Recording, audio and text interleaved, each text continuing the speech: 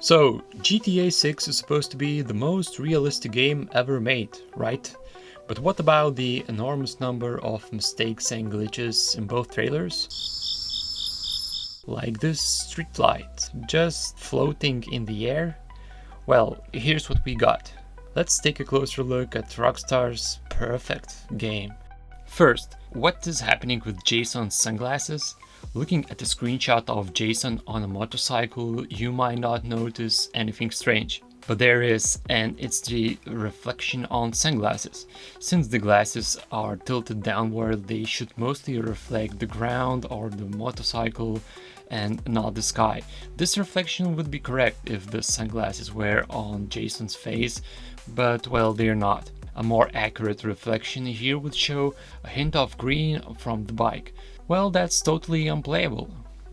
In the scene where Jason talks to Brian, we can spot another strange thing happening with the sunglasses.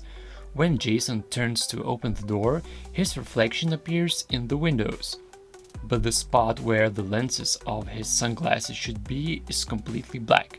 There's absolutely nothing there. In the scene where a pickup truck is dragging a safe, the vehicle has dual rear wheels, 2 wheels on each side, but only 1 skid mark appears per side on the road. Realistically, each tire should leave its own mark, so there should be 2 parallel skid marks per side, 4 in total. This suggests a simplified physics or rendering system, likely for performance reasons. In this Ambrosia shot, the bridge over the water is well lit. Just look at how realistically the car lights are rendered. It even seems like each one has its own unique visualization.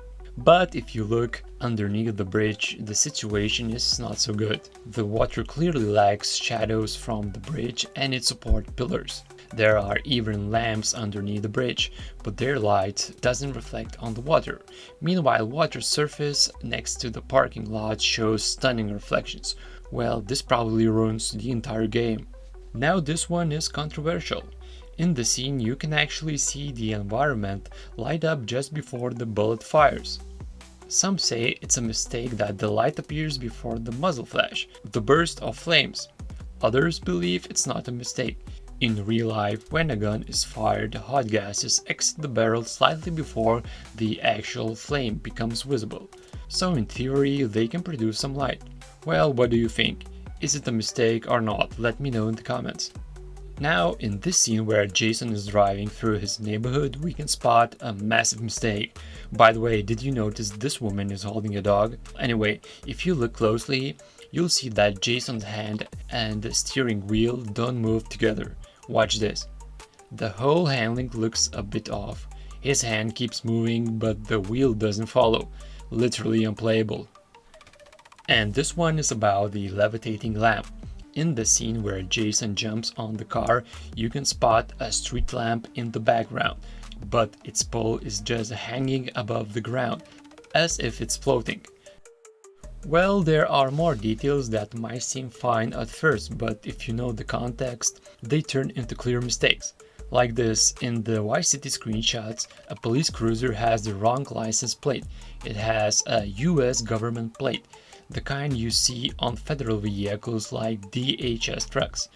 Next, we have a building with a round window that looks kinda weird, like it's supposed to have a latch, but the beams are not centered, and the textures look super flat, and as you already know, that's totally unplayable.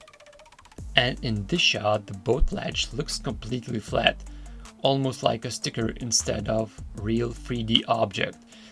Now, in this intense scene, we can spot not 1, not 3, but 2 mistakes. First, the police cruiser has no driver inside during this huge crash. But that's not even the biggest issue. Despite the massive explosion and flames everywhere, the tires remain completely intact. And this is why it's delayed until 2040. And another small detail comes right in the next scene. When Dreekwan Priest is holding the phone, there's no shadow under his palm. It looks like the light is coming from the ground, and that's totally unplayable. Now here, when Jason is bench pressing, his face shows no emotions at all. Despite lifting 120 kilos or 265 pounds, there's no muscle tension or any expression at all. And now a blast from the past. In this rooftop scene from trailer 1, as Lucia moves, her necklace don't cast any shadows. We can clearly see strong sunlight and shadows on her face and arm, but the area around her chest remains kinda flat. There should be a small noticeable shadows following the movement of the jewelry. In this street scene, some NPCs cast proper shadows from the headlights and streetlights while others don't. This is likely due to level of detail optimization. NPCs closer to the main light sources get full dynamic shadows, while those farther away have the shadows disabled. It's a common trick in open world games to keep performance stable in crowded scenes with dozens of dynamic lights. In this shot from trailer 1, you can clearly see a road texture glitch. A section of the road appears to be rendered with the wrong texture, and the transition between segments look abrupt and out of place. And finally, in this shot from a car, Lucia's shoulder looks unnaturally sharp, almost like a low detail model from an older game. This actually suggests the scene is taken straight from gameplay, since in certain frames the game may temporarily load a lower detail mesh for performance reasons. That kinda looks unplayable. So there you have it, the mistakes that are totally going to delay GTA 6 for a few more years or even decades, or not. Anyway, thanks for watching and I'll see you in the next one.